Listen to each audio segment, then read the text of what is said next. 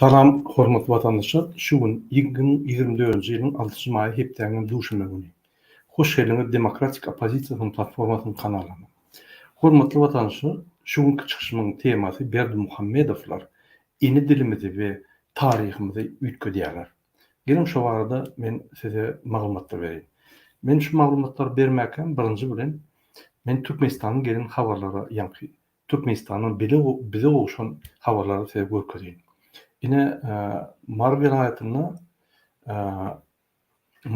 vilayetinde pul yok. Bizim Türkmen vatandaşlarımız daşarıda işlep pullarını geçirecek bolsa Türkmenistan'a şu Mar vilayetinde pul yok bolansoň pul geçen ok, kargoçu geçirbilen ok. Men öňüm aýdýardım Türkmenistan krizisde. Häzir şu krizis güýşün başlady Türkmenistanda. Hatda kargoçularyň pul geçirip bilen ok. Yine de ýollara gaýdyp gelsek, yine ýolaryň ýagdaýlary şeýle. Men bir kiçik video görkezdim size.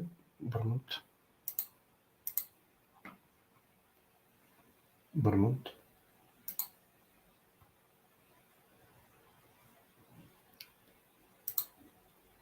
Yine seýdim şu bayram azy boldy. Gali ata vatanım, vatanımda miskin tutunum.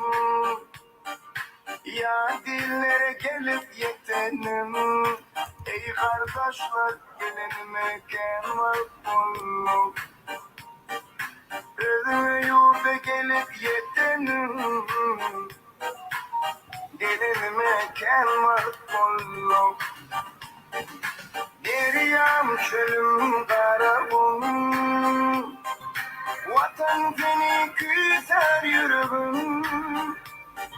Milim ıssıktamdır çöğüm, ey kardeşler iman mekan makbulluk. Milim ıssıktamdır çöğüm, iman mekan makbulluk. Yine ýanky bayramaly etrabynyň ýanky oğlunyň köçeleri inni ve Livat vilayetinin Halıc etrafını seyredelim.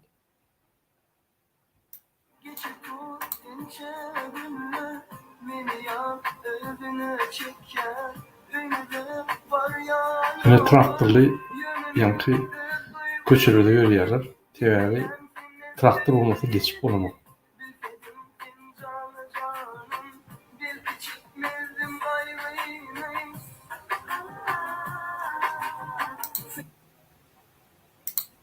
Yine şu ýaly bizim ýollarymyz, hormatly watandaşlar, beýnam tagam ine indiki videony görkezdim. Şonu görkezmäken men size bir maglumatlar bereyim. Indiki video görkezmäken. Ine hormatly watandaşlar, sizin bilişiňiz ýaly Türkmenistanda ine bizim bir aýdymçy diýen bir oglumyz, bir minut.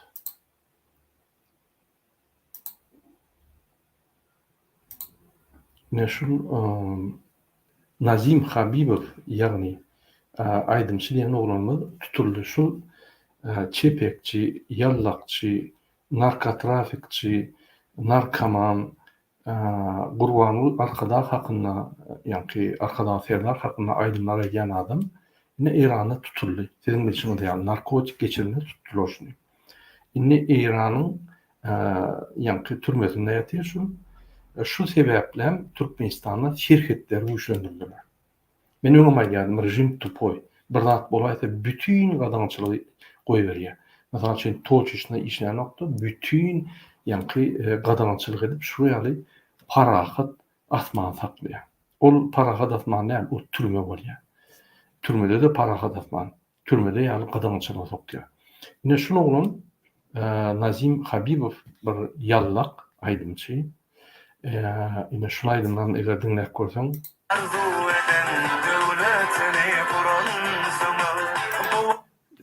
arzu eden Türkmenin arzu eden ogly arkadagy serdar Türkmenin döwletini guran döwleti olar gurmadylar, döwleti gurulan diktator döwletde işläp ogurlap ýa-ni bizim barlyklaryny ogurlap ýatar ogurlayan adamlar.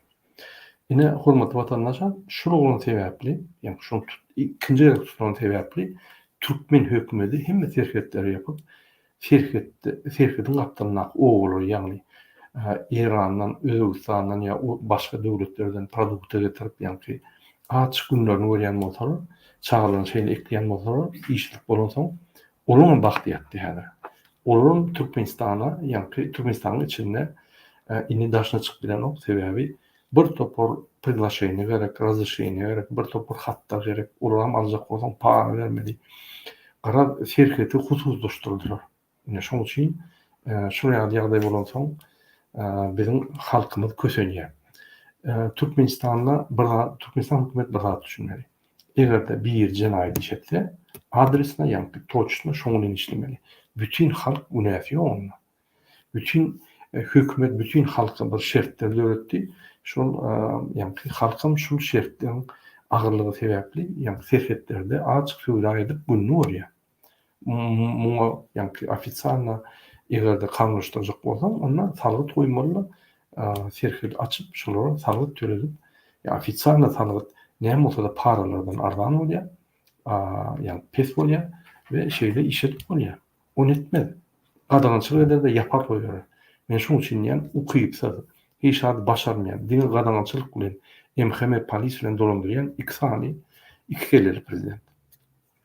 Gelin indiki videoda seyredelim. Şu indiki videoda seyretmek men bir size düşündürecek adyma, hormatly vatandaşlar. Ine seyredelim. Ben bir surat görkezýän size. Hem bir minut.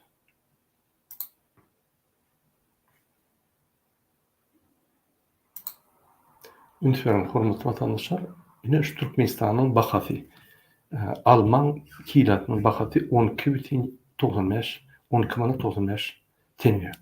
Ünsüren hakyky Alman bahasy şeýle. Ýöne marketlerde, käbir söwda merkezlerde 8-den 7-den goýdurýarlar da ýöne ýa-da bahatyny goýdurman gizleýärler de, ýani gymmat bahalar görkezmäň diýip, ýani batşy diýerler, ýani market işleyen adamlar ýöne hakyky baha ine şeýle. Ünsüren häzir Türkiýede Alman bahasy 8-10 liran arasy. O diýmek näme? Kurs 31 bolansoň, Türkmenistanda 65 sent, İran'da 30 sente barabar Alman bahasy. Ünsüren İran'da ýani hem bir men görkezýän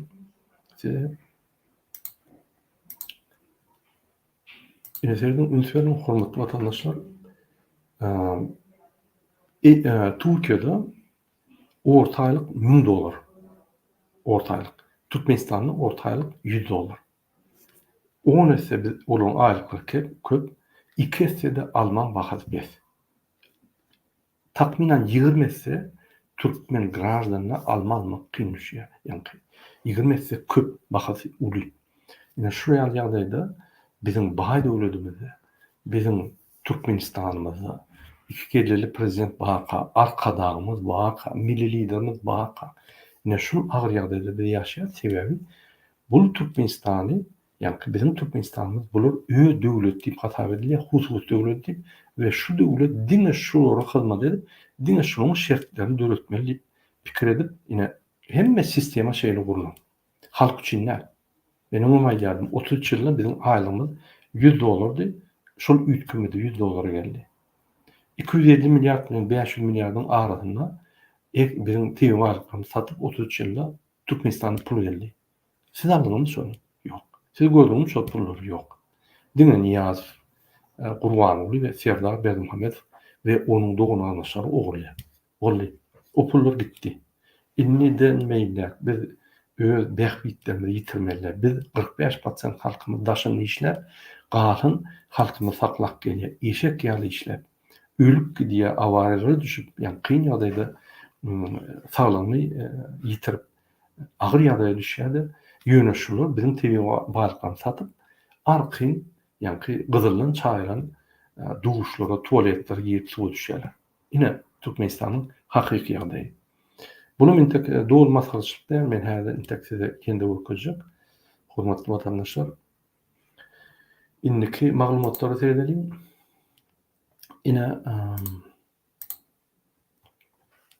Türkmenistan'da yol tutan turdu. Gelin ben şöyle küçük bir videonu okuyayım size. Bir minut.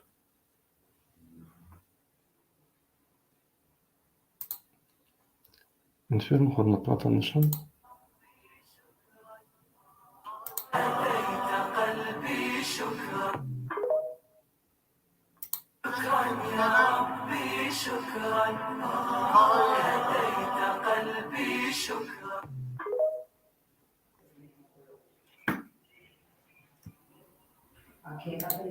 Yine bu maglumatları Vatan programmasında size görkezmez. Şoň üçin biz görkezýär. Innik suratlar men size görkezýär. Hormatly vatandaşlar, ünsüň Kerimul Berdimuhammedow goşgularyny, şonuň goşgularyny Türkmenistanyň ikinji klasda okuyan çağaçyklaryň eni dil kitabyna berýär we ony ýatdan aýtmaly edilýär. Ünsüň men size görkezýär şonu. Inanmadym, menem inanmadym. Hem bir minut.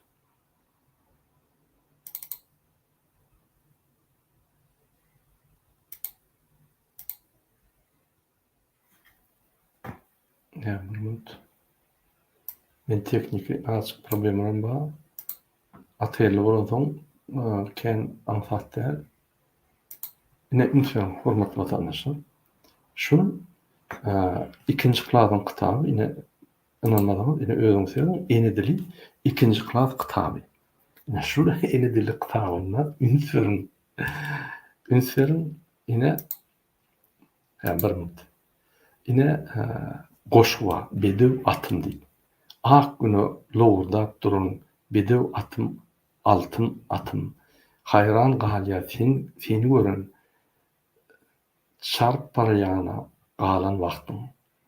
Ahal teke bedewlerimiz, türkmenleriň owunçylary, olary gatyr boýýar biz. Bedew halkyň buýsunçydyr. Yine ikinji titrede ikinji ýanky sahypa edin.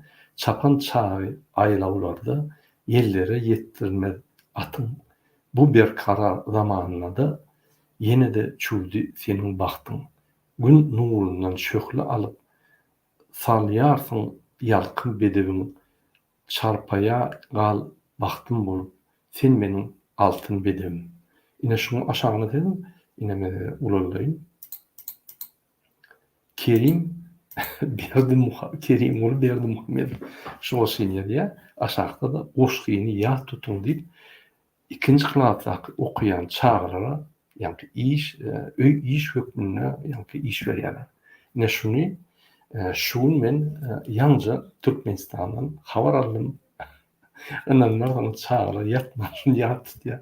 Bu seterler rifma da ýok da, rifma bolmasa da ine şuraya Kerimul Berdimuhammedow eýýäm ýazan seterleri eni dil kitabyna girýär.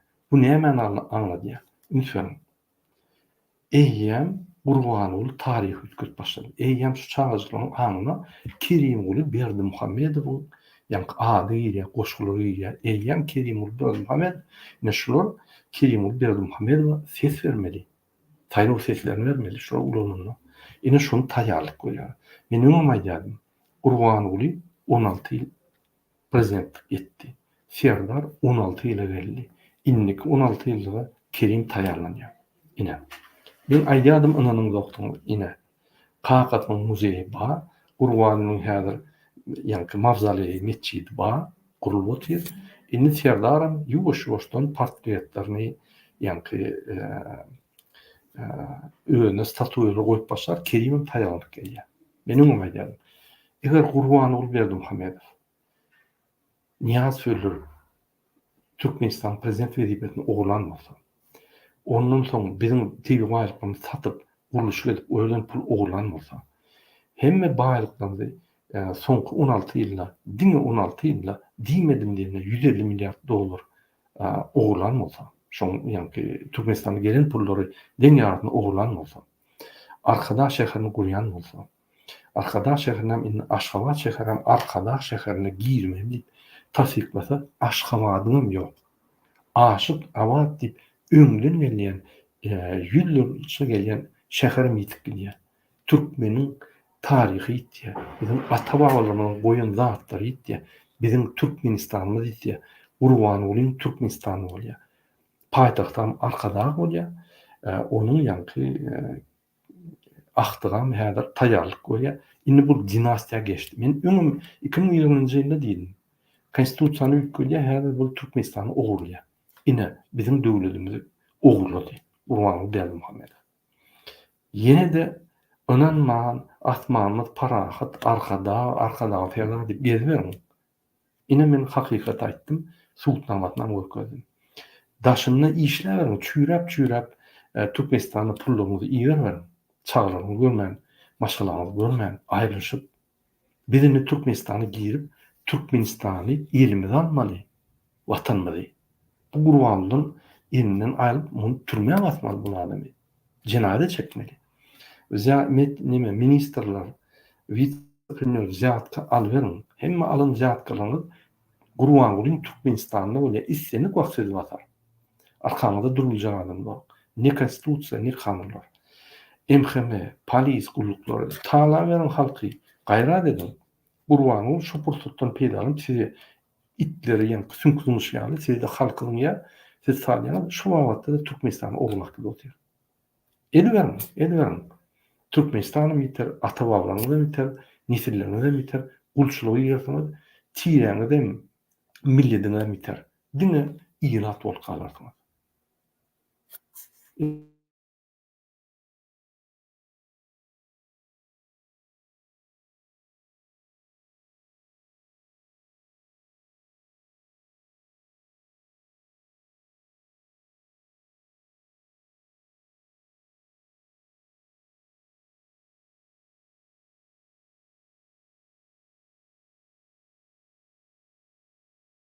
Niye yani? Kirim kim ol? Näme şoň korkusy enidilik tagyna? Niye edýärmedi? Şol arkadaň hem ýerini ýalajak bolup, şoňa zatlar edýärmedi. Goý bolsun edimni. Bular medeniýetde, metbuatda bu arkadagy, serdary, kerem bolyny ornuşdursa, halk onsoň şol ýani endig edýär şol atlara. Şeýdimi bizim taryhymyz ütgüler. Şu zatlara ütgülen watandaşlar bolly ýatman, ganyny. Bular hemme dardymyz ogurlady. Ine şu real ýagdaý, hormatly watandaşlar, men size material göküldüm, bir minut. Indi beýlek material göküljek bolýan, hormatly watandaşlar. Men öňüm diýdim, şu beýlek materiala geçmäkä maýdan ýene gerek. Bizim döwletimiz ýok. Bizim Türkmenistanymyz ýok. Gurbanly birinji bilen Türkmenistan barygyny ogurlady. Soň Türkmenistan döwlet gurulşyny dol ýatyrdy. Dine özüne bagly döwlet guruş boldy, ýani parlament hem şuna bagly. Näme diýse, parlament hem kontrol edýär. Parlamentiň başlygy Gurbanly. Halk maslahatynyň başlygy Gurbanly, prezident onuň ogly. Hemme kontrol. Bizim alternatif, ýani aýratyn kanun çykarjy parlamentimiz ýok. Ýerine ýetirji aýratyn ýani neutral ýerine ýetirji hökümetimiz ýok. Premier ministr ve kabinet ministr Ferdaryň aşagyna. Bizim suwtlarymyz aýratynlar. Suwtlar hem Gurbanly belli. Suwunyň başlygy. Ine Gurbanly birinji bilen Türkmenistan barygyny ogurlady. Soň Türkmenistan döwlet gurulşyny ýatyrdy. Soň bolsa bizim watanymyzy, ýani Türkmenistanymyzy Gurbanly ogurlady. Ine şeýle biz Türkmenistany ýitirdik. Ýene de 10 ýyldan çağlarymyz bizden soranlar. Kaka näme beýle bolýar? Biz Türkmen bolup doğulduk, Türkmenistan bizinkide. Ine şu sözleri düşündürün. Gurbanow çykyşyp bize düşündürende biz gülüşip oturduk. Ünsörmedik. Biz gorktuk, köçer çykmadyk. Biz ýani hiç zat aýtmadyk. İksan porsu özüne otmayan medýadan, polisden gorktuk diýip aýdym şoňa. Men gorkup sana şu döwleti getirip bilmedim. Men wagtlaýynça ulanmadym. Şo ýerde ýani Gurbanlyga padarky berdim, arkada diýip ýarlakladym we indi o döwlet senki däl, menki däl. Biz şu döwletiň raýatlary, ýani Gurbanlyň raýatlary diýip düşündim şonu. Anlamam. Ine şu real ýagdaý, hormatly watandaşlar, men indi size bir näçe video göküldüm. Hem bir minut.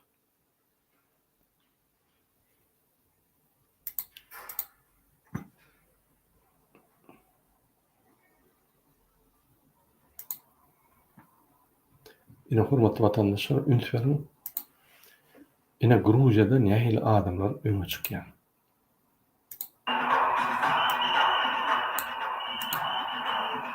Ine halk. Diňe bir kanun, ýani näde bolarsa hemmesi çykdy. Hiç kim boyun eğmez.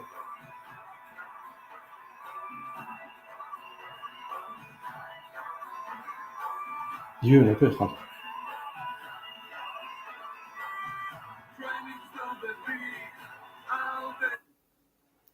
Indiki videoda hormatly vatandaşlar, ünsverin,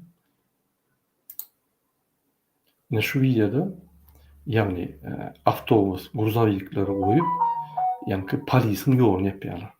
Polis we MHM guruluklary halka basyş etmediýäli, ine şonuň aradyna awtobuslar bilen ýani gruzawikler goýýarlar. Kamionlar goýýarlar. Şu ýaly halk toplanyp solidar bolup bir-birine bolýar. Indiki videoda seýrediň hormatly vatandaşlar, ine Rossiýada Putina garşy bir zat diýsen, seni basýarlar. Şoňa garamazdan, ine biziň etjek bolşumyz ýaly, ine adamlar öňe çykyp aýdýar. Не справляетесь со своим управлением и должны уйти со своего поста. Наш народ, вы, Владимир Владимирович, не справляетесь со своим управлением и должны уйти со своего поста. Наш народ катастрофически вымирает. Если смотреть цифры, с 1990 года вымерло 15 миллионов человек. 20 миллионов – это нерожденные младенцы. То есть 35 миллионов вымерло людей. А в годы войны, в советское время, да, 27 миллионов тогда. То есть получается сейчас смертность выше, чем в годы Великой Отечественной войны. И это настолько впечатляет, то есть это говорит о том, что управление настолько неграмотно, не для народа, да, то есть сам президент, он клал руку на Конституцию, да, и гарантировал, что он будет защищать народ, что он будет создавать условия для народа. То есть, в принципе, любой президент – это гарант, то есть народ, ну, как, да, как батюшки раньше, да, батюшки приезжали, да, народ там, царю батюшки там, да, а сейчас, получается, народ сам по себе, президент сам по себе, все вот эти вот структуры, которые губернаторы назначаются сейчас президентом, силовые структуры сейчас назначаются президентом. И мы даже вот в своих городах, когда хотим пойти, да, и вот решить какую-то проблему, настолько губернаторы дистанцировались, да, от народа. То есть мы даже не можем с ними поговорить. То есть мы вот как бы со своими проблемами сами с собой, и они реально не решаются. У нас недавно вот в нашей области была, ну вот как сейчас вот модно, да, прямые речи через интернет, да, то есть вот к ним мы не можем попасть, да, а вот прямые, да, задавайте свои вопросы, какие у вас проблемы. Так вот у нас в Новгородской области люди писали 1000 проблем. То есть это говорит о том, что не делается ничего для народа. Сейчас у нас вывозится сырье, да, у нас наша страна стала колонией. Сейчас вот мы президенту подали 1000 подписей. Это только часть подписей, которые мы привезли. Вы можете, то есть каждый может присоединиться и тоже поставить эту свою подпись на телеграм-канале «Народная трибуна». Мы приехали из Пензы для того, чтобы выразить свое недоверие президенту Владимиру Владимировичу Путину. Потому что, например, вот я считаю, что он нарушил все пункты своей клятвы. А клялся он в том, что он будет защищать наши с вами права и свободы. Будет обязательно соблюдать суверенитет нашего государства и честно и верно служить своему народу. Но буквально, еще будучи председателем правительства в 1999 году, я надеюсь, сейчас многие из вас вспомнят эту фразу, он сказал о том, что, являясь главой 3 ведомств силовых структур, это ФСБ, Росгвардии и полиции, он сказал о том, что мы будем мочить каждого террориста в сортире. Все вспомнили эту фразу? Ну так вот. А теперь давайте послушаем немножко статистики. За первый год, буквально 2000 год правления президентства, в нашей стране совершилось 135 терактов. Рекордное количество терактов произошло в 2023 году. Их было 410. И поэтому лично я, как мать, как бабушка, как просто женщина, как человек, как гражданин своей страны, где просто массово в мирное время гибнут люди, я не доверяю нашему президенту и приехала сюда для того, чтобы выразить это недоверие. Президент сказал за то, что он никогда не уходил от ответственности, и он за все, что происходит в нашей стране, несет полную ответственность.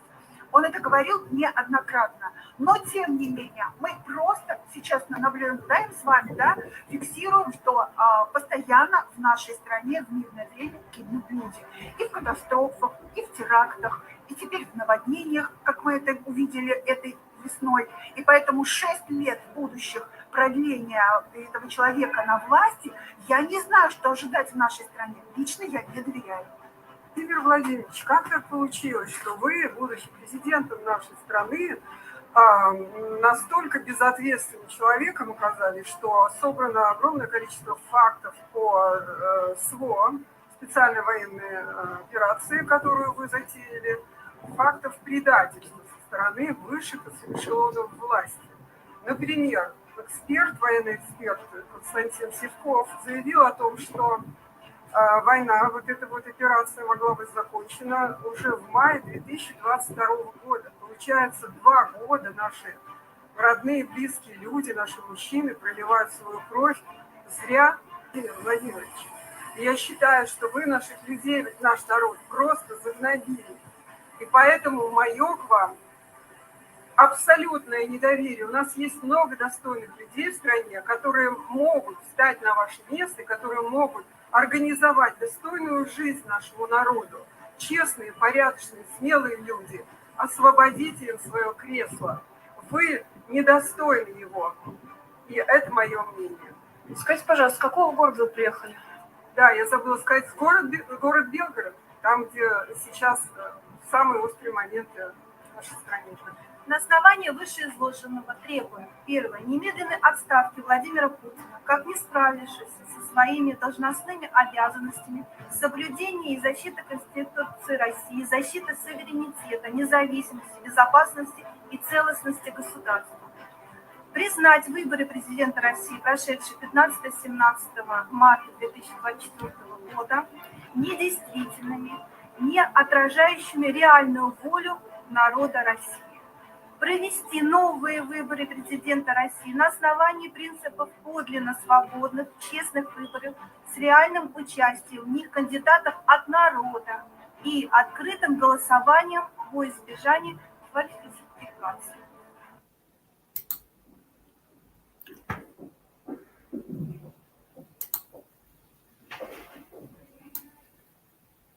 Yine hurmatly vatandaşlar, men size hem materiallar götürdüm, yeni olarak yaptım. Biz kalmalı. Biz kalmasak hiç hak bolmaýar.